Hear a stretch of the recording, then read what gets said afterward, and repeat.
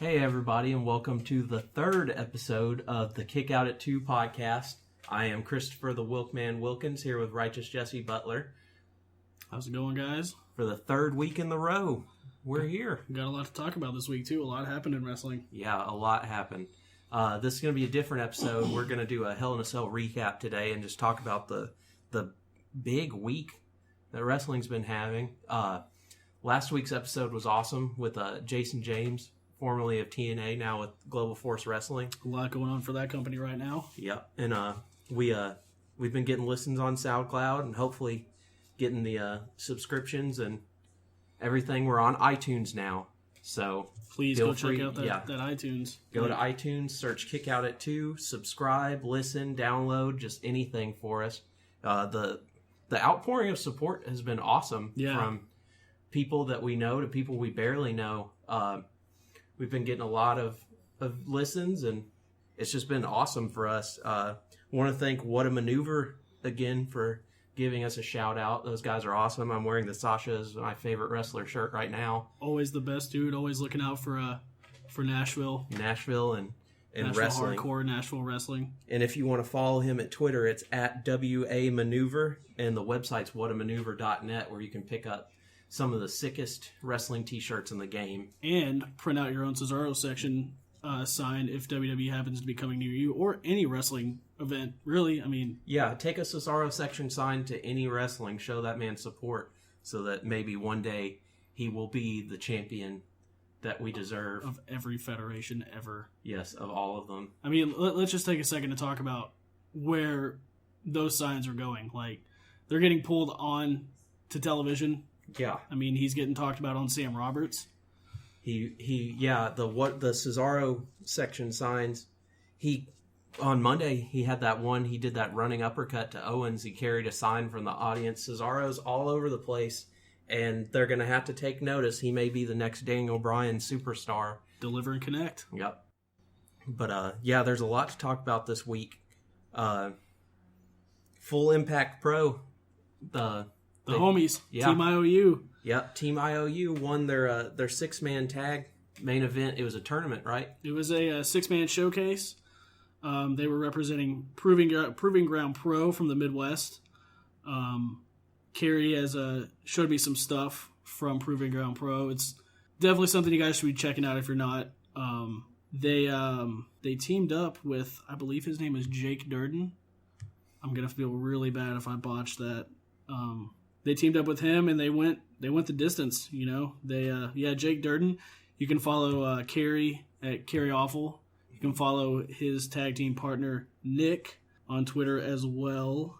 I don't think it's a coincidence that Carrie came on the show and then won a 6-man tag showcase at a big event that I believe they're still showing the stream. You can order them. Yeah, at the Full Impact website. His tag team partner Nick Iggy's Twitter handle is at IggyNJ210, and then the third man of that trio was Jake Durden, and his Twitter handle is I'm just going to spell it for you, DIRDEYTV, so Dirty TV on Twitter. And you can follow Full Impact at FIP Official, and you can go look that up if you want to watch some awesome indie wrestling. Yeah, it's one of the bigger events for the independents. You know, you've got Bola on the West Coast, Battle of Los Angeles. You've got Bone that Beyond does, Battle of the Northeast. Yeah, and then you've got Chikara, the King of Trios, which happened not too long ago. So I'd like to imagine this is like the Southeast, version of all that.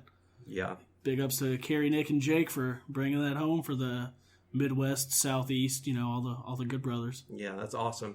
It's a good time to be an independent wrestler. Yeah. Especially now that Evolve is working with NXT. Yeah, that's amazing. And which James Storm's debut on NXT last Wednesday was awesome. Perfect. It made me really happy when he came out and just the reaction of the people, like getting to see it. Because, I mean, you hear about it. It's in the sheets of what's coming up on NXT because they do those TV tapings. But still, it was awesome to actually see it. The people in the crowd just completely shocked he was coming out. And it's just cool to see somebody from the Tennessee area. I expected him to get a pretty good response because he's a pretty well known wrestler. But I didn't expect those chants. No, you belong here chants. Yeah. Incredible. It was awesome, and it just I mean, and he's not a young guy either. No. So it's cool to see people like that still getting a chance and getting to do stuff. Plus, he's a good wrestler. Yeah. Awesome wrestler. Let's see. Speaking of debuts, Tyler Breeze. Tyler Breeze made Main on roster. SmackDown. That's awesome. Hopefully, well, so far they haven't ruined anything. No. He's not getting a cold response, and he's not getting Adam Rose. So, the Adam Rose treatment. Poor Adam Rose. I also really like Breeze and Summer Rae being Yeah. teamed up together because, like I said on a previous episode, Summer Rae has a face that I love to hate. Yeah. Summer Rae is the ultimate female heel. Yeah. Because she's not like grating like the Bellas are. Right. Like when she's talking, it's not. She's just got She just has a sour face. Yeah. And it just looks like she's mad. I refuse to say resting bitch face because I don't believe in that. She just kind of looks bratty. Yeah, she does look bratty, but she also looks like she'll knock the hell out of you too. True. Like she'll swing on you. So yeah, that's awesome. And he showed up on Monday on Raw during the Ziggler Big E match, which we'll talk about that a little bit later after our Hell in a Cell recap, because Raw was awesome this Monday. It felt like a shot in the arm. It felt like a CM Punk era Raw without the CM Punk promo. Lots of wrestling, Yep. finally. And also, it was CM Punk's birthday yesterday, so we're recording this on Tuesday the 27th. So that may have been a little bit of a coincidence. Happy birthday, CM Punk. Happy birthday. We miss you, and I want to see you kick people in Good luck in actual UFC. MMA. Fuck a hater. Yeah. Do what you do, man. Follow your dreams. Follow your heart. Like that girl sang on that weird TMNT fangirl YouTube video. Please look that up. She ate mayonnaise on a pizza, and it was disgusting.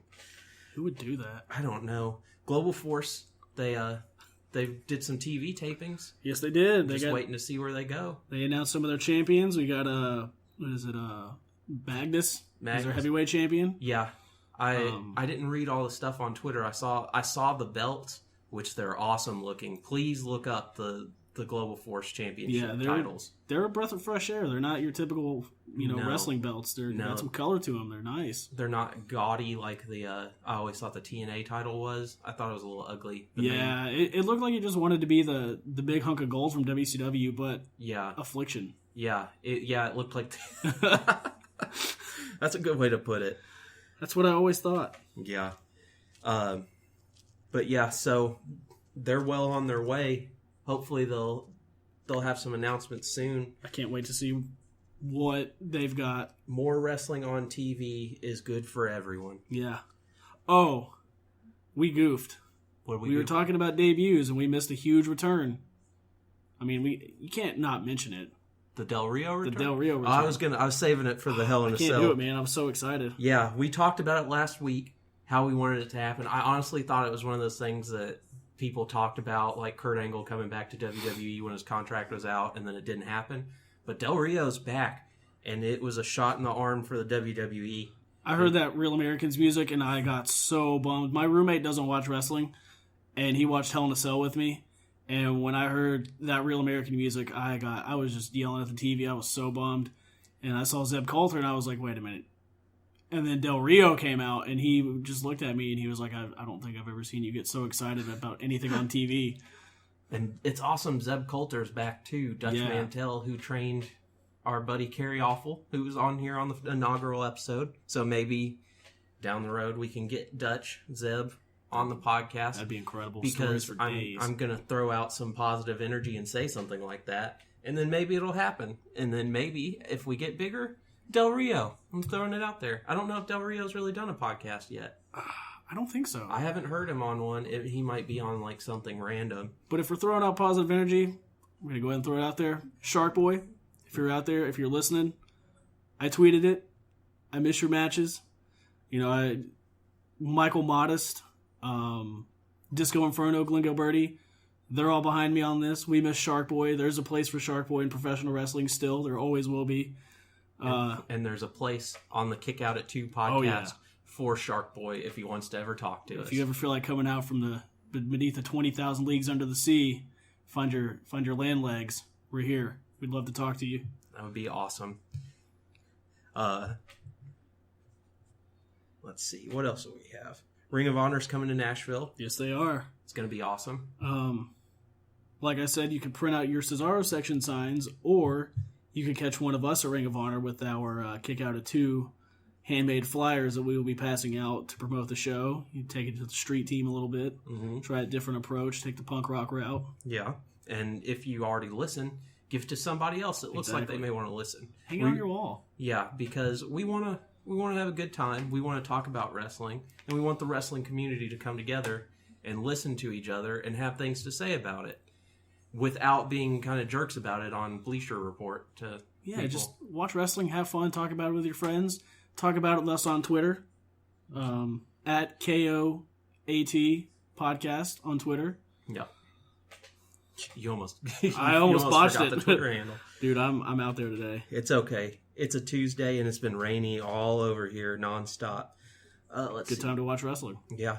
Good day to stay in. Watch the WWE Network. Watch Chikaratopia. Anything you want to get was a season. Dude, I kind of wanted to talk about all those. Like a quick mention. Networks, yeah. Do you think streaming networks are good for wrestling? Absolutely. I do too. It's the way to go. I know places like PWG and whatnot probably still make a lot off DVD sales, and then Ring of Honor has a television, so they probably can't do that. They're not at that scale. It's great for stuff like CZW. Yeah, Chikara, CZW, New Japan World is perfect. If you have a computer or you have an iPhone or an iPad or anything, and you have an Apple TV, you can stream it onto the Apple TV. It works perfect. I know they've done at least one show with other than Wrestle Kingdom where they had American commentary. It was Kevin Kelly and what's his name, Matt Stryker. It dropped out of my head for a second. That's a good commentary team. And I mean, it's kind of that lull in New Japan where they're working towards Wrestle Kingdom right now, but it's going to be awesome. You should watch it. If you don't watch Japanese wrestling yet, it's an alternative to WWE. You can understand what's going on even if you don't understand the language, and the wrestling is phenomenal. So please, if you haven't, and I don't want to be one of those Japanese wrestling's better, because it's not better, it's just different. Just like Chikara's different. Yeah. Which if you've not watched Chikara, it is like watching a wrestling cartoon show where, like super indie guys, whatever, come out of nowhere and have awesome matches. And then you also have a group called The Colony where they're masked ant wrestlers. And it's fun and it's awesome. And they have a streaming service that I believe is like $7 a month. Yeah, it's pretty cheap. Called Chikaratopia, which they have a Roku app. You can watch it on, I know you can stream it on your Wii U from the internet browser, and you can watch it on your computer and your phone, and it's awesome. They've got every season of Chikara because they do it seasonal like a regular television show would, kind of like Lucha Underground did. And it's fun. You can go back, watch past matches. I know I was watching King of Trios from 2009, and there was a match where it was Big Brody Lee, which is Luke Harper of the WWE, with Grizzly Redbeard and what's his name? He still wrestles there. Oh, why can't I think of his name? I just completely lost it. I'll think of it later. Against Claudio Castagnoli, Bryan Danielson, and Dave Taylor. It was awesome. So it's Daniel Bryan, Cesaro, and Luke Harper in a match in 2009 with Dave King Taylor. of Trios with Dave Taylor. So it's like you get to see these stars, and Austin Aries was in the match before that with Simon Gotch from NXT, the Vaudevillains, which I can't think of his name prior. Ryan Drago. I don't remember how it was said, but it's kind of awesome. He looked a lot taller on there than he does in WWE, so I don't know if Aiden English is just a giant or what it is, or just lanky. Inches. But yeah, he's squatted off a couple inches. And I know we've been all over the place with this beginning. Something was sent to me, and we talked about CZW for a second, like with the streaming and all that. Something was sent to me literally like right when I got here, before we started the podcast. Apparently, and I don't know how many people will be excited about this. I'm actually really excited. There's either going to be a Sick Nick Mondo movie or documentary called The Trade. and it's like 10 years after his last death match and his retirement from deathmatch wrestling.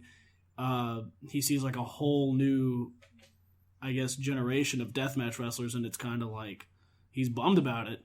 Yeah. So I'm kind of excited to see what that's going to be. That should be coming out soon. Man, do you remember when before Ambrose and them got called up for the Shield, they were trying to book that angle between him and Foley? Yep. Where it was like he was blaming Mick Foley for the death match and all of his friends going through stuff. Man, that's a what if that I wish that had happened. That would have been the most incredible wrestling angle. 2 years too late. Yeah. Just, Mick Foley took too many bumps and blows to the head and just things didn't work out right. But thinking of that would have been amazing. That was another thing. They had a CZW team of Brain Damage and Necro Butcher and somebody else on that same Chikara. That was a stacked show. Please go subscribe to Chikaratopia. I think you get a free week anyways. Watch the King of Trios. If you don't get hooked, you're crazy. You don't like wrestling. Yeah. Oh, speaking of retirement matches, Terry Funk had his 1,000th retirement match. Wasn't it here in Tennessee? Yeah, against Lawler.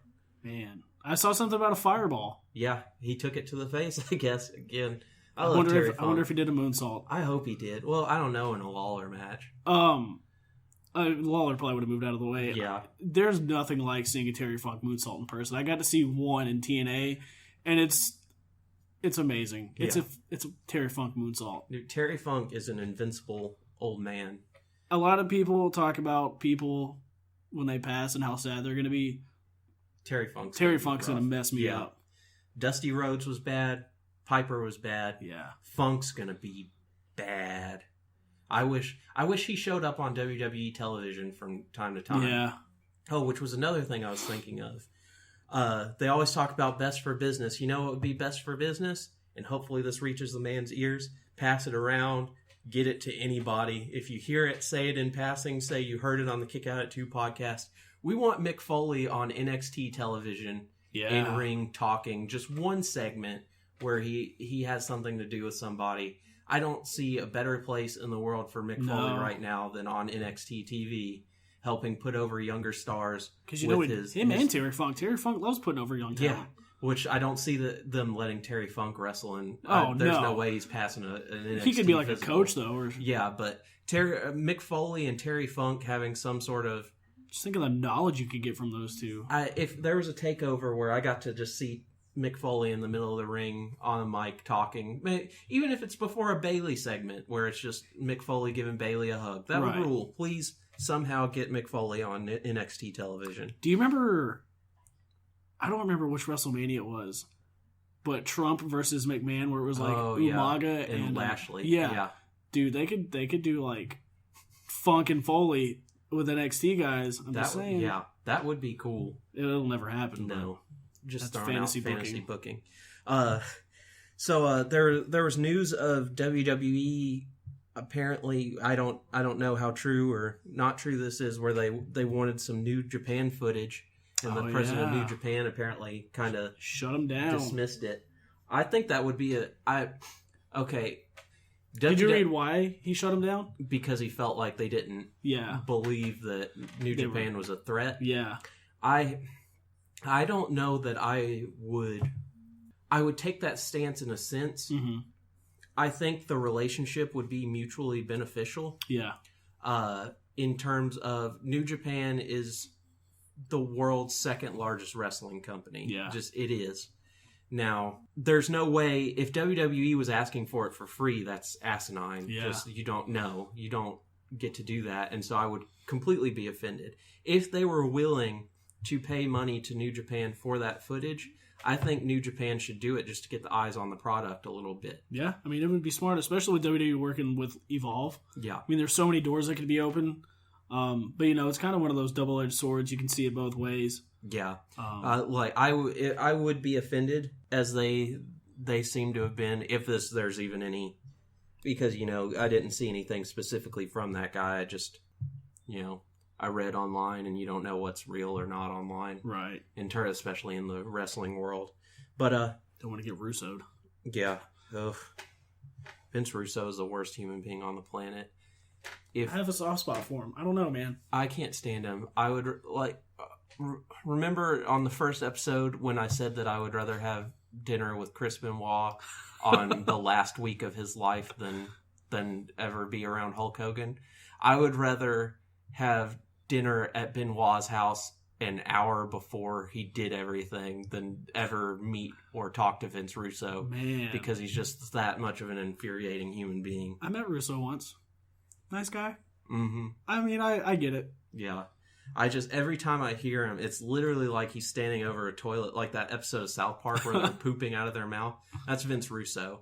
He's that guy in school that would do shit and then just, you would kind of be involved in it and he would just back off so hard and just blame everyone else in the world. But I digress. Let's see. I guess, the Usos are supposed to be coming back soon. That's awesome. Yeah, very awesome. That'll be great for the New Day. You had a bone to pick with somebody. Yeah, I got a little bit of a beef with the Dudley Boys right now. And I was thinking about waiting until we talked about Hell in a Cell and everything, but I'll go ahead and do it now and then just barely touch on their tag match that they had during the recap. What the fuck happened, Bubba Ray Dudley? You were a main eventer in TNA, putting in some of your best work. Devon was doing awesome. Now, Monday night, you guys had a 6-man tag match. I swear all it was shoulder blocks and neck breakers. That was all that I saw the whole match. And them trying to pull the whole nostalgia thing. Hey guys, we got tables here. Start clapping for us. What the hell happened to the best tag team? What happened to one of my all-time favorite tag teams? Why do you not have chemistry with anyone when you could work with just about anybody in TNA? Especially with all that talent in WWE right now. There's no reason that you should have it's been like 3 or 4 matches now with the New Day, and not one of them be, worth remembering outside of the New Day's annex, because the New Day are on top right now. They are on top, and hopefully they're not going anywhere. That trombone bit at Hell in a Cell. Yeah, that was the best part of the match, and we'll talk about that because that made me very happy for multiple reasons. Also, where the fuck is Sasha Banks?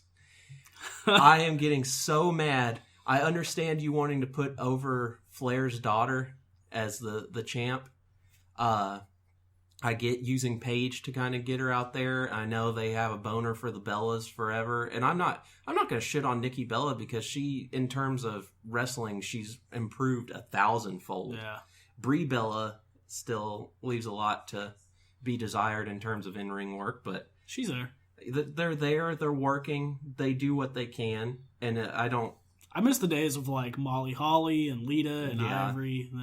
I miss Victoria. Victoria was my favorite. She's got the Squared Circle restaurant, which I still want to try in Chicago. I didn't know about that. Maybe we'll take the podcast to the Squared Circle one day. Let's go. Just a reason for us to go eat pizza in Chicago. I do love pizza. Talk to somebody there, which means they'll probably just pass us by and we'll talk at the table into a recorder. But we tried. But Shark Boy, we're coming for you. But yeah, it's really frustrating. Sasha Banks is one of the best female wrestlers in the history of probably American female wrestling. One of the most entertaining personalities in WWE right now. I mean, I'll go ahead and say that. Yeah, she's also one of the most clear-cut heels when she's in a match. I know they did a lot of hugging and handshaking and crying and stuff because they made history. And I don't blame them for that. Yeah, that's cool. That's always cool when you see that. But, I mean, mid-match, she snatched a girl's freaking headband off and that's classic mocked her stuff. for crying. Yeah, nobody else is going to do that. And then Monday nights come around, and you may see her, maybe not, but, it's a crapshoot. It sucks. It's very frustrating. I need her on television.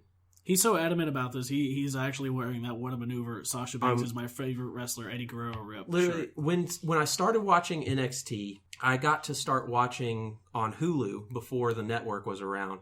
Back when Ricky Steamboat's son was still on there, and Chris Hero and everybody. Man, talk about a guy that. And when I saw Sasha Banks, I was like, she looks interesting. And then she was in that team for a little while with Summer Rae, and I think it was Charlotte. They were like Maybe. BFFs or something like that. And I watched her, and I kept seeing her progress, and I was like, she's going to be something. The first time I saw her do the bank statement, I went, she's my favorite female wrestler of all time in the history of WWE.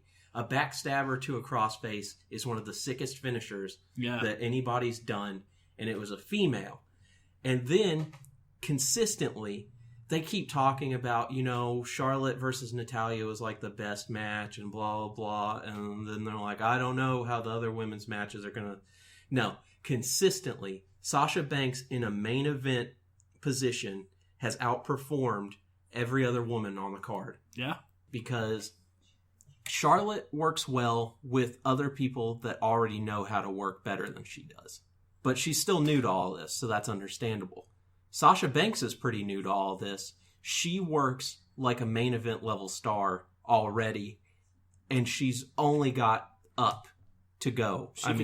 There's no ceiling for her except for the fact that they're not putting her on Raw, and it's pissing me off. And that's going to be my big wrestling rant. Glad Cena wasn't on Raw. It's going to be fresh to not have him on for a little while. Yeah. He looked bored. We were bored with him. He was doing great things for that U.S. title. The matches were fantastic. He's had his best year in wrestling in terms of in-ring work. But it's just, what are you going to do? I don't see how John Cena, other than kids liking his merchandise, is a babyface either. He's essentially heel. Yeah, I've been making this argument. He takes a crap on whoever he's wrestling. I'm sorry, but the 5-knuckle shuffle is just a total slap in the face. To me, it's just a heel move. Yeah, he didn't really change his in-ring work other than he's from heel to babyface, other than he didn't hit people with a chain anymore. Yeah, and I don't know. John Cena has been a bad guy for a very long time. I just want to be able to embrace it. Masked as a superhero. It'll be as big as the Hogan heel turn. It'll never happen though. It will never happen. It's very frustrating that it can't happen. The only way I could see it happening is if Reigns becomes as big a star as they want him to be. Yeah. And I have no qualms with Roman Reigns. I wanted Daniel Bryan in the main event against Brock Lesnar because I wanted to see Daniel Bryan versus Brock Lesnar. And I didn't believe that Roman Reigns was ready to be champion at the time. Roman Reigns didn't win the championship. The match that he had with Brock Lesnar at WrestleMania was awesome. I've watched it multiple times. They beat the crap out of each other in that match. It was a good physical match. So his position. Brock Lesnar. Yeah, me too. That podcast with Austin was awesome. I need to go back and watch that all. Oh God, it was so good. Because when he was like, I'm showing up to work. It's just a job for me. I'm not there to make friends. That's why he's so believable. Because I 100% believe that. Yeah, I believe that he doesn't care about anybody that he's wrestling with. He threw John Cena around like a doll. Like 16 times. He destroyed The Undertaker. And I love Brock Lesnar when he first came around too. Yeah. I got the next big thing, foam finger thing. That was a next big thing. That was a true statement. Yeah. Forgot what I was talking about a second there. Sorry, I love Brock Lesnar. It's okay. We can talk about Brock Lesnar all the time. But anyways, screw John Cena. Roman Reigns doesn't need to be booed and destroyed by everybody because kids like him, because he's not John Cena. And WWE's kind of backed off on pushing him the way they did. Yeah. There are a few things in ring that I think he should change. He does way too many Samoan drops. But other than that, I don't have a beef with him. Maybe stop doing the cocking his arm before he does the thing. And the way he shakes his head is kind of uncomfortable to watch when he's getting ready to spear someone. Yeah. It's not very menacing. I like the position he's in where he could be solid mid card, main eventer, or he could always fall back on that tag team with Dean Ambrose at any given point. That's a good spot to be in. Yeah, that means you're always on TV. Yeah, he's always on TV, and it's a good growing period for him to have. I saw somebody say that he's worse on the mic now than he was before. No. He's gotten way more comfortable, you can tell. He's comfortable because I think they're letting him kind of say what he wants to just a little bit more. Probably giving him guidelines and he's hitting the PowerPoints. Yeah. I'm wondering where Dean Ambrose is going to go, which we're going to touch on here in a second with our Hell in a Cell recap, because I've got some ideas on that. I don't think there's anything else that we need to talk about other than that and Raw. So, yeah, I guess we'll go ahead and start recapping the Hell in a Cell and our thoughts on the matches. And all right, let's go ahead and hit that first match. The 6-man tag match. It was Neville, Ziggler, and Cesaro on the pre-show against, was it Rusev, Sheamus, and Barrett. I think that European heel group came too little too late. Yeah. If they can do anything with that. Rusev in ring has looked really good. Barrett has looked bored. And Sheamus is an afterthought. But that was a fun starting match. Good pre-show match. And I like that the baby faces were kind of elevated in that match. Yeah. As seen by Raw the next night. That Cesaro section sign, once again. Yeah, Cesaro section signs everywhere. It was fun. He was clearly the star of that match. Yeah. Inoffensive little starter match. And that was a very good start. Yeah, it was it was a hot crowd that night too. Yeah. Which led us into the first match, the John Cena U.S. Open Challenge. I was really surprised that was a weird positioning for that match. It was exciting and it got the crowd going. Especially because maybe about an hour before I was reading oh, it's going to be James Storm, it's going to be Samoa Joe, it's going to be Baron Corbin, it's going to be all these people, and then... Yeah, but Baron Corbin was apparently too busy getting slapped by Corey Taylor from Slipknot, which when that happened and I saw it, I went... smacked the shit out of him. Yeah, and I know it was set up, and I was just like, of course, Baron Corbin wanted to get slapped by Corey Taylor from Slipknot. Yeah. I actually liked the fact that there's footage of Enzo Amore hugging and high-fiving Yellow Wolf, who was sitting front row.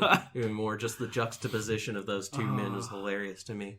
I thought the U.S. title match probably should have gone kind of more in the middle of the show. I might have opened with the Intercontinental Championship match. Yeah. With Owens and Ryback, and that may have given them a little bit better of a position to have a better match. I'll save it for the match. Because I think, and we'll get to it later, I thought the IC title match was the most forgettable. Yeah. Really, in terms of things, I think with what John Cena has done for the U.S. title, that match should have been way later in the card. And since really the Intercontinental title's kind of just been more like here's a belt. Yeah. Here you go. Which is very frustrating because that's been my favorite championship since I started wrestling or watching wrestling.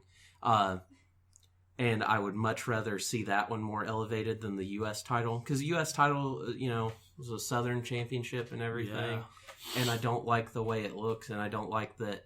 And you could totally ditch one of those belts and get a cruiserweight belt or something. It's okay that they don't have cruiserweight stuff anymore. Yeah. I would like it better if they did kind of one of those open titles, like the Never Championship or whatever it's called in New Japan, where it's open weight. Yeah. Because all the titles are kind of open weight, but one where instead of it being the U.S. title, it's an always up for grabs championship would be fun, kind of like the hardcore TV title. Just bring back the TV title. Yeah, TV title. NXT needs a TV title. Yeah. I would tag title, main event belt, or heavyweight belt, women's belt, TV title. That gives those guys kind of in the middle on NXT, a chance to do something else. And that gives you a third option for a main event when... That's one thing WCW did really well was that TV title. It would be good for NXT, which we're kind of going off again, because if you need Finn Balor for something else, which Tyler Breeze was in a good position in NXT, and so far they're not botching it in WWE yet. Still new. It would have been good for him to have been the NXT TV champion, and then he would look more like a threat, because he always got in those big match situations and didn't quite win them. Right. Which he may go over Joe on the next episode. I didn't read the spoilers or anything. But, Yeah, the U.S. title match, though, when Zeb Coulter came out and then it was Del Rio, I was genuinely happy because I've referred to Alberto Del Rio before as the Mexican Kurt Angle. And what I mean by that is he doesn't physically have a bad match, and anytime he wrestles anyone, whether the storyline's bad or not, I'm excited to see it happen. Yeah. I enjoy watching Alberto Del Rio wrestle. He went away from WWE because of the circumstances that he did, made himself relevant still outside of WWE like no other wrestler staying in wrestling has in a very long time, and then got to come back, and people cared. Yeah. Because he kind of grew stagnant a little bit there for a while, and it wasn't his fault. They didn't have anything for him to do. And it's really one of those situations where you don't really know what you have till it's gone. Yeah. And I would put him on my top wrestler list because I always wanted to watch Del Rio wrestle. It was fun and it was awesome. And I was glad. The match itself was not the best. No. But I did like the finish where it was a weird finish, but I like that Del Rio just kicked him and beat him. Yeah. And that was it. There was no 16 F5 or attitude adjustments. I wanted to say FU, what it was called. I don't know where my brain's at today. 2007, I guess. Thugonomics. But I enjoyed the match for what it was. It wasn't the best U.S. title match. Glad Del Rio won. We got the Mex-Americans. Yeah, which is weird that they're bringing him in as a heel again, as evidenced by him calling Neville a dirty immigrant on Monday night. John Cena, if that is your real name. Yeah, but anyways, that was good in terms of getting the crowd excited for the night. And I enjoyed the fact that Del Rio won and that he's back. I'm glad. It made Raw awesome the next night. That's another primetime player. Yep, and they desperately needed that. I think that was a very smart move with Orton being out and Cena taking time off. Bryan not being back yet. It's a good heavyweight It's move. needed, and he can elevate these younger stars. Plus, there's so many people that he hadn't wrestled yet. Plus, he's really, if he was out of touch with it, he got back in touch with it on the indies, putting over or working with young talent. Yeah. So it's not going to be a huge adjustment for him. No. The Reigns and Wyatt cell match was fun, violent. I saw people like Jim Ross kind of talking about the fact that it was hard to tell who was the babyface and the heel in that match. And I understand what he means, because unless Bray Wyatt's wrestling Daniel Bryan, or in the case of The Undertaker, he's never really the bad guy. He's one of those people that's just embraced by the fans. Yeah, fans like him, and then he's weird, and he never does anything like wholly like evil. He just kind of wrestles, and it's just creepy. It's great. But the match was fun. Yeah, it was really good match. hard work, and then seeing them afterwards, the Reigns and Wyatt both had, black eyes and stuff like that. They brought it that night. They beat each other up, and I enjoyed that one. I would give that a solid B+. I don't think it's an A cell match. I haven't. It's definitely it was a good blow off to their feud for sure. Yes, but I feel like that door is never really going to be closed. No, which is not necessarily a bad thing. No, out of all the people that Wyatt has wrestled, I wanted to like last year's Ambrose and Wyatt feud, but something felt off about the matches. Was missing from that. Other than the Last Man Standing Cena match, his best opponent has been Reigns. Yeah, that isn't named Daniel Bryan because Daniel Bryan's perfect, and I hope he comes back soon. Tag title match sucked. I'm just gonna throw that out there because the Dudleys for some reason aren't pulling their weight. They had that botched leg drop move. It was bad. It scared me. I thought they were gonna hurt Kofi, drop him on his neck. You can't hurt Kofi. No, Kofi's indestructible. I liked that the New Day were still able to keep themselves over without Xavier there. I feel like that was a test because he went through that table. I love that Eddie Guerrero spot too. Oh, the Eddie Guerrero spot was the best and most memorable part of the match. The finish was memorable because it was a screw job finish, but it wasn't a disqualification. They did the Guerrero spot, where he threw the trombone. I'm sure it was somebody else's spot beforehand. But it'll always be the Guerrero spot. But to us, it's the Guerrero spot. He threw the trombone to, I believe it was Bubba, and fell back. Kofi did, and pretended that he got hit by it. The ref didn't throw the match out, and then Big E ended up blasting one of them with the trombone when the ref wasn't looking, and they won that match. I think that was the right call. I think maybe there should have been an in-between match instead of against the Dudleys to set up for TLC, give a new contender somebody and then let the Dudleys come back for it again. I feel like that finish was good because it keeps, the Dudleys didn't lose clean. It keeps the Dudleys pretty strong. Like, okay, you got hit by a trombone. That's going to suck. That's going to take somebody down. But it definitely keeps the Dudleys still kind of strong if they want to have them go for the tag belts. And it keeps the New Day elevated where they should be. Yeah. Divas Championship match. Hard fought. A little quick. Yeah. The little bit like they were kind of worried about getting all their shit in, brother. But brother. That Alabama Slam spot to the side of the ring, woof. Yeah. That scared me. No thanks. Nope. Mm-mm. But, good for Charlotte. That's a tough girl.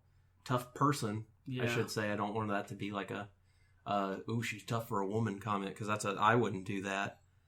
Whoop my ass. Yeah. But, I'm glad she went over. I think the Paige turning thing shouldn't have happened. That was the dumbest. They're just ruining everything with those poor women. So you noticed the whole Becky Lynch thing, too, at the end of the match? Yeah, where she... Well, and then on Monday, Paige finally jumped him after the match and beat him up. I know you didn't get to watch. I'm a caveman with no cable. Yeah. But it should have happened like a month ago where Paige was against them, and maybe, return match for Nikki Bella on Raw in the triple threat at the pay-per-view. But, whatever. Good for Charlotte. Sasha Banks better be on fucking TV soon on Monday Night Raw. Pissing me off. She needs to... They brought her in. They teased her. Yeah. They teased us. And she's been well protected in the fact that she hasn't really been losing. Yeah. WWE Championship match. I enjoyed it. Yeah, it wasn't bad. It was one of Kane's better matches in a while. Yeah. I legitimately cringed when that table didn't bust when he went through it. It hurt me. It's funny that it's not funny, but it's weird that it happened because I was telling my roommate about that. I was like, yeah, sometimes those tables don't break, and then it happened, and he was like, it was one of those times. Gosh, it hurt me to watch that happen. There was a lot of stuff at this pay-per-view that made me cringe. Yeah. That I bet 12-year-old me would have not even batted an eye. Dude, it's like when I watched Lucha Underground and I watched somebody get smacked down with a chair. I was like, oh no. Yeah, you get older, you understand how things hurt. Rollins won. That was good. Rollins beat Kane clean. People complained about that because they're like, of all people that he gets to beat clean, I love Kane. It's like, you complain if he doesn't win clean. You complain when he wins clean. I love Seth Rollins. I think he's been a good champion for what he's been allowed to do. Yeah. He's consistently performed in big match situations. He had an awesome match with Sting. Yeah. And some people didn't think it was awesome, but apparently they just don't watch wrestling and understand that a 60-year-old guy doing what he's doing, even if it's slow, was still fun. It also helps when you have somebody like Seth Rollins who can work with anybody, and I'm not saying this happened, but he can carry whoever he needs to as well. Yeah. He's the guy right now. Yeah, he is, and he's outperforming pretty much everyone. He's pretty much in a league of his own. And that's why he's the champ. Plus Triple H is living vicariously through him. God, I can't wait for that. Him and Triple H, dude, I'm gonna... That would be awesome. They need to change the finish. He needs to take Naito's finish from New Japan, which I think is called Destino. You need to look it up. I feel like that should be Seth Rollins' finish instead of the pedigree. The IC title match, I really don't remember anything from it. And that makes me sad because it's I love Kevin Owens. Yeah. I like Ryback. I don't have anything against Ryback. He's entertaining. My feelings on Ryback change week to week. Some weeks I'm like, he's okay, and the next week I'm like, fuck him. It really depends what angle he's in, who he's working. On paper, I feel like him and Owens should be a lot better than it is. Yeah. Because, Kevin Owens has wrestled all kinds of people. It probably didn't help that Owens did that awesome pop-up powerbomb to Mark Henry on Raw, so that when he did it to Ryback, it seemed less impressive. So that match was what it was. Owens retained, which I'm happy with. He had a stellar night on Monday. Lesnar Undertaker, the main event before, and we'll kind of finish the Hell in a Cell and talk about the Raw fallout. Wasn't sure what to expect out of that match. I was going to be really disappointed if Undertaker won. Yeah, me too. Really disappointed. Because at this point, any match Undertaker has to me feels like it's going to be his last match. Yeah. Which I'm sure it'll be at WrestleMania because it's in Texas and, it's where he hangs his hat. And so because of that, you expect him to lose. And I just didn't want him to go over because I don't remember a time where Undertaker's beaten Brock Lesnar other than when he cheated last. Yeah. I don't think he has. I don't think he beat him in any of their series of matches prior. And I like how they protected Brock with that, where Undertaker got the low blow. Undertaker tapped, then Undertaker hit the low blow and won after that. Yeah. They protected Brock. And there was so much to that story, the fact that Undertaker's never tapped, that they didn't really go into. Right. That which was a lot of missed opportunities with that. But the Hell in a Cell match, you weren't expecting any crazy climbing up the side of the cell bumps or anything like that. You got blood, though. Yeah, a lot of it. Yeah. And that match was an awesome match. You have to watch Brock Lesnar throw another human being. I believe that match was over 30 minutes. Did not feel like it. That match felt like it didn't flew drag. by. There was no dead spot, no dead time. It was violent as hell to the point where I was like, geez, the finish of that match, when Lesnar ripped up the ring and had the board there, and he picked Undertaker up, and I knew he was going to F5 him onto that board, and I knew he was actually going to hit. I literally screamed, "You're too old for that!" Like, it scared me, and I went, ugh, when he hit. And then just that match was amazing. The fallout after that match, I actually got really, really excited. Yeah. Because I knew something was going to happen because they were taking too long with the thank you Undertaker stuff. And I was almost going to roll my eyes at it if no one came out, because it's like, okay, he keeps having these big, Undertaker's last ride moments. Okay, we get it. Is he done? Is he not done? No pun intended. So when the Wyatt music hit, I got really excited because I knew it wasn't just going to be Wyatt. Yeah. And the whole family came out there. They beat him up, and then the way they carried him out, I was just like, Survivor Series, the Wyatts versus Undertaker's group. It's going to be awesome. Ministry of Darkness. Midian's coming back, brother. It was me, Austin. Is he still alive? Midian? What's his name? Somewhere with a fanny pack. Yeah. I was joking about that. They're not, the Ministry of Darkness better not come back. But I don't want to see Gangrel in WWE. But Vampire Warrior. I was so excited about that. I thought it was awesome. And so I was hoping that they would keep the momentum up the next night on Raw. Guess what? For the first time in like months, really, they did. Raw still started with a kind of long-winded promo, but they set up a tournament for number one contender. Awesome. You had matches you haven't seen. You had Roman Reigns versus Kofi Kingston, which was a pretty decent little match. I like how some of the matches were like, you kind of know who's going to win, but at the same time, you know it's going to be a good match. Yeah. So it doesn't matter. It's like you knew Roman Reigns was going to go over. That's fine. It was still awesome. Gave New Day some TV time. Then you had Cesaro and Owens. I really thought Cesaro was going to win because of the hot streak. PWG. Yeah, that's an independent match on WWE, which keeps happening. It's crazy. Match was really fun, really awesome. Cesaro grabbed that Cesaro section sign and did the uppercut spot. Shout out to What a Maneuver. It's like the millionth one we've done this time. Owens went over. I was surprised about that. I really thought it was going to be Cesaro. They kind of been, I feel like they've got, even though Owens has a cursed title right now. Yeah. That title was cursed. He's going to be the one to bring it back. Or they may build a Cesaro feud with him to where Cesaro gets that belt and they try to see, where he is again. I wouldn't mind like a best of 7. Yeah, a best of 7 series between those two would be awesome. It's also, people forget Cesaro's pretty decorated in WWE. Yeah. He held the U.S. title for a long time. Yep. Then he's been tag champion. If he gets the IC title, you can say whatever about them not having faith in him, but he's held 2 titles already, and he's just going up. So it's a slow burn, but yeah, it's there. Owens won. It was awesome. Then the night before, when they said that Del Rio was going to be back, when we saw Del Rio was going to be back, I thought, man, there are so many people he could wrestle. I can't wait till I see Del Rio wrestle Neville. You literally texted that to me. Yeah, I texted it to you. Monday night, they were like, Del Rio versus Neville. I don't understand the Del Rio being a heel and, against immigrants from other places, but that's funny. It's going to be an odd thing, but his ring work will shine. That match was awesome.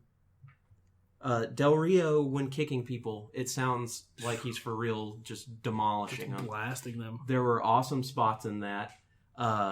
Made Neville look really good. Yeah. Because he's facing a guy who just beat John Cena cleaner than anybody, really, the night before, and he was holding his own. Plus, what did he finish? I think he finished that match with like a backstabber or something last night. It was something, I can't remember. No, it was a double stomp to the chest. I believe he had him hung on the top rope and he stomped him and like then he pinned used him. To do, yeah. Yeah, and that was his finish. So twice Del Rio's used different moves with that finish. Also, going back, I remembered what I wanted to talk about in the WWE title match. Seth Rollins did that kick to the head to Kane in that match. Mm-hmm. Should have scratched that spot. Yeah. Because it makes Del Rio either look like Superman or like John Cena was a wimp or like Kane is invincible. You don't use the same move like that, especially when the guy uses it as a finish. Right. Protect the biz. Mm-hmm. Bray Wyatt, for the first time ever, kind of had a very like clear and descript reason of why he did what he did to The Undertaker. He's like, to resurrect his own career and destroy his. I'm very excited for Survivor Series. Yes. Just based off this alone. And then Kane comes out and gets beat up and carried off the exact same way as The Undertaker. I don't know who they're going to get to wrestle with them. I feel like maybe Ambrose, because he doesn't have anything going on. Right. And because I could just see Undertaker backstage and them being like, well, what do you want to do? And he's like, I want him. Like playing at him, because if there's anybody on the roster that I feel like Undertaker is a fan of, is probably Dean Ambrose. I can see it. I don't know why, I just have that feeling. Really bummed Big E didn't beat Dolph Ziggler. I thought Tyler Breeze would have made Ziggler lose in that match. That would have been good. That would have been smart. Because Big E has been very well protected with the New Day right now. I love Big E. He's one of my top 5 favorite wrestlers right now in the WWE, and I want him to be a champion someday. So I thought it would be good to have him in that main event. But then I also understand why they put Ziggler in there. Right. And for a second last night during the 4-way main event, I thought Ziggler might have had it. I thought they were going to kind of swerve it and something was going to happen. But yeah, the main event of Raw was awesome. You had a 4-way match between Del Rio, Kevin Owens, Roman Reigns, and Dolph Ziggler. The winner gets the number 1 contender spot for the championship. Which I feel like doesn't... Yeah, I feel like you have... you have your defined number 1 contender, but you never really get to see it happen in front of you like that anymore. Yeah, it's kind of like, okay, Kane gets it. Like, whoever. And it's nice to have... I feel like they need... Or like kind you of like see like a system. weird...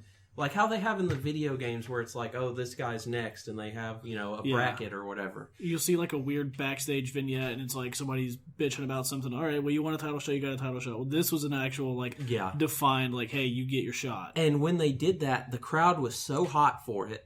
And at the end of that match, which the final sequence of that match with Owens going up for the pop-up powerbomb on Reigns and Reigns turning it into a Superman punch on the way down, it was sick. Yeah. It looked awesome. And it was a good way for Reigns to win it, because then he hit the spear on him. The stare down between Reigns and Rollins, because Rollins was on commentary the whole time. At the end of that, I was just like, this is money. I haven't seen 2 guys since maybe CM Punk and John Cena where they go across from each other and you can just feel it. Because I was really pumped when Owens came in and wrestled Cena. Yeah. But you don't feel it between those two. It just feels like this has been a long time coming. It's been a pretty slow burn. Yeah, and so just seeing, they've had reason to dislike each other. They were partners. Rollins turned on him. Rollins screwed him out of the championship in the first place. Yep. They've barely touched each other since. And now it's finally a one-on-one situation between Reigns and Rollins. It's going to sell Survivor Series. Yeah. It's going to make people want to watch the network. It's going to make people want to watch the pay-per-view. And just the way the crowd reacted and the fact that they didn't really gab at each other, Rollins kind of chuckled and then Reigns tapped the belt before he left, but they just stared at each other. And it felt like a Rock and Austin light moment. It's kind of what I was thinking about. Yeah, it was like pre-WrestleMania 17 when they would stare each other down. This was a money stare down, and it is going to be the future of WWE right there in this match. We're going to see it at Survivor Series and understand that the company is in good hands with this new generation of wrestlers, that Roman Reigns is going to be the guy, but there's also opportunity for more guys to be the other guys. Maybe we're entering that time where you've got more interchangeable guys like you talked about. Yeah, back to the Angle, Jericho, Benoit, Rock, Austin, Undertaker days.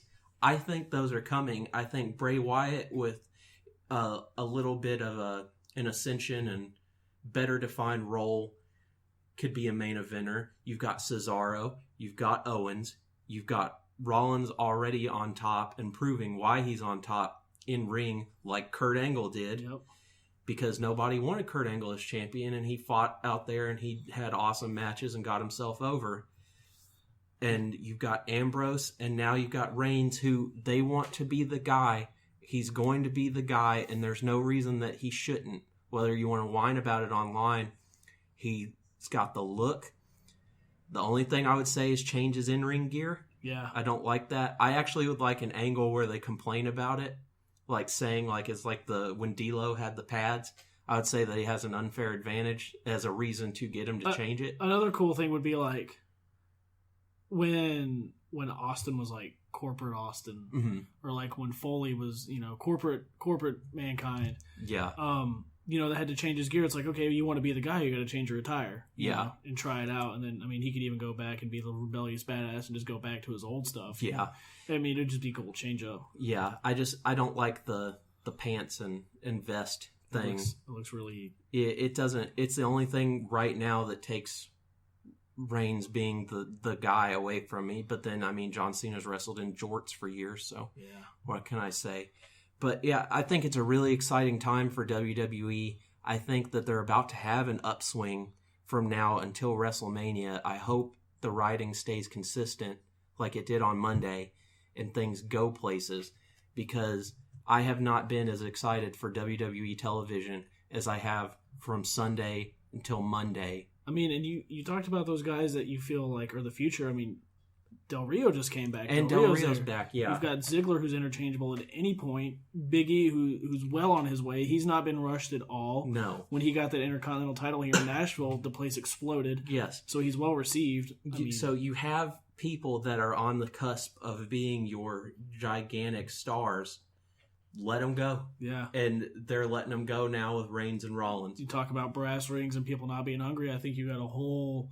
Just a whole group of guys that are ready, just chomping at the bit. With Orton seem to being gone for a while, it's really going to be a good time to see who steps up. Yeah, and that's kind of what I was thinking. And then lurking in the depths of the money pool is Finn Balor on NXT, who is going to make them John Cena / Jeff Hardy style money. Yeah. Just because he's a handsome guy. 2, he's got that weird demon thing going on for him. So you've got 2 demographics right there. The moms and the weird alternative kids that want all this stuff. Indie darling. He's an indie darling, an internet darling. Yeah, and he knows how to get over. And, we actually went an hour on this one. I didn't think we were going to be talking about... It's a good time to be a wrestling fan. Yeah, it's just we were excited about wrestling and talking about everything. But we're glad you've been listening. That was our Hell in a Cell recap / ramble of all things wrestling. We're going to try and have a couple more guests here soon. We're just working some stuff out, and we'll let you know once we officially have anything going on. Be sure to check the Twitter. Mm-hmm. And tweet Shark Boy. Yeah. Tell Shark Boy you miss Shark Boy. His matches were gold. Even without the Steve Austin stuff, he was gold. Yeah. So we miss Shark Boy. We want to talk to Shark Boy. Yeah. Tell him that you miss him and that Kick Out at 2 podcast missed him. Tell him that you want to hear him on Kick Out at 2. You tweet Shark Boy at SharkBoyNet, and you tweet Kick Out at 2 at KOAT podcast, and you tell Shark Boy you want to hear him on here. Oh, shell yeah. Tell him we're chomping at the bit to speak with Shark Boy. I'll take a chump stunner. Mm-hmm. And so one more time we'll do a couple plugs. Pro Wrestling Tees. You can go there and get t-shirts. Go look up Team IOU, Carrie Awful, support, because all that stuff goes directly to the wrestlers. To Carney Me. Yeah. They've got the 2 Carney Me shirts. They've got the old Team IOU Adventure Time shirt. Yep. There's a bunch of stuff. So, support our friends and independent wrestlers. What a Maneuver. What a Maneuver. Whatamaneuver.net at WA Maneuver on both Twitter and Instagram. Awesome guy. He supports the podcast and makes great t-shirts. I'm wearing one right now. And they're really comfortable. They're not just like Gildan, however you say it, t-shirts. They're like high-end. You can also get your Cesaro section signs there. Don't forget, print out a shit ton of them. Take them to Raw. Yeah. Cesaro's not going to get over without you guys. Yeah. So keep printing those signs out. Yeah. Let's see. Stardust has also taken notice of that. Yeah, they've been putting that. Yeah, I want to see where that goes. I forgot all about that. We support Global Force Wrestling and our buddy Jason James, who was on last week. Yep. So at GFW Wrestling, they've got championships. They've been taping TV stuff. It's coming up soon, and we're telling you it's going to be fun. Also want to give 2 quick shout-outs. One, thanks to Sasha, at Sasha P, for the Twitter icon. Mm-hmm. It's great. I think it's really great with the black and slime green. It's a really sharp logo. Yeah. And we just got a new logo for the podcast, which you will be seeing on Thursday when this one comes out. My good buddy Rudy Schultz, local to Chicago, he's a great comedian, sings for a band called Thieves. He did a great logo for us for the podcast for iTunes. So check out his band Thieves, his stand-up comedy if you're in the Chicago area. He does a stand-up deal called Snack Attack with a bunch of great comedians. So check out Rudy and all his stand-up and his band. Thanks to him and Sasha for the logos. It's awesome having friends support us. Rudy doesn't even know anything about wrestling, really. He just wanted to help out some friends, so that's really cool. And that's awesome. And we'd also like to thank our friend Brittany, who does the technical parts of the podcast for us. And makes it sound... Yeah, we don't know the technical aspects of this at all, and she's the behind the scenes of all of this, and she's doing a really awesome job. Yeah. The audio gets better every week. We don't know anything about algorithms or how to see how many plays we have. Yeah, she's getting us on SoundCloud. She got us on iTunes, and we just really appreciate it, and we appreciate everything. She's the unsung hero of the Kick Out at 2 podcast, and so we're giving her a shout out on this one. We're entering King of Trios next year. Yeah. Us 3. Yeah, it's happening. Maybe we can go to King of Trios next year. Team Kick Out at 2. Team Kick Out at 2. Fuck it, we're going... you want to start a GoFundMe for going to King of Trios next year? Just kidding. You can start a GoFundMe for I saw a lot of complaining about GoFundMe stuff this week, so I thought I'd say that. Maybe we'll just go to Full Impact Pro and we'll take that 6-man showcase away from IOU and Durden. Let's just go Outsiders everything as a podcast where we just lurk in the audience like we're trying to be on the show. Speaking of Outsiders... I'm meeting Scott Hall Thursday. You are. And you're getting to see Resurrection of Jake the Snake, which we will talk about next week on the podcast. I'll try not to spoil it. No spoilers, just talking about, how it was at the screening and how good the movie is. I'm really excited. I watched the trailer for it recently. Should be a good time. Mm-hmm. So, once again, we are the Kick Out at 2 podcast. I am Wilkman Christopher Wilkins. You can follow me at Chris X Wilkins on Twitter, and we're here with at Righteous Jesse. You can Jesse follow Butler. me on Twitter and Instagram at Righteous Jesse. And you can follow the podcast at KOAT Podcast. And it's been a fun recap episode, and we'll be happy to talk for you next week and discuss the state of wrestling and everything awesome. Who knows? We might have a special guest next week. Maybe. We can figure something out. And next week, I'm going to talk some action figures because there's some cool ones coming out. Funkos. Funko Minis. Yeah, so you'll have an action figure talk for all you nerds out there like me. Because we know there's some nerds out there. Yeah. So it was a good time, and we'll see you guys later. See you guys.